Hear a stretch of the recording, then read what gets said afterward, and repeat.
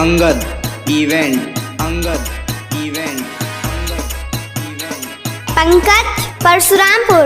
मीठी मीठी मुस्की तुम्हारा तारा टुक टुक ऐसे काहे निहारा तारा देखत मीठी मीठी मुस्की तुम्हारा तारा टुक टुक ऐसे काहे निहारा तारा काथे चले तोरा मन में सांवरिया हो हटे हटावा लेना हटे ना जारिया हो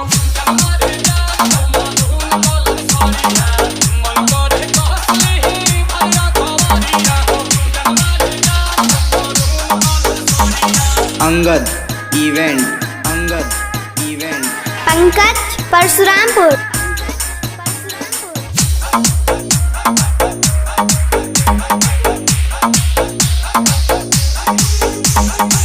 बिजली टूटा हो तारू दिलवा पे हमारा हो अपन डोलाई के कम हो दिया हवले ना तोहर लुटेरा निर्खेला कमर के घेरा उठे अजब जब बेना साजनी ऐसे मतिया फेरा सच हाँ के करेला मस करिया हो लागल बा फालती को लहरे झलरिया हो जमारे जा मन धुन सरिया मन करे कसली भैया खवरिया हो जमारे जा मन धुन सरिया।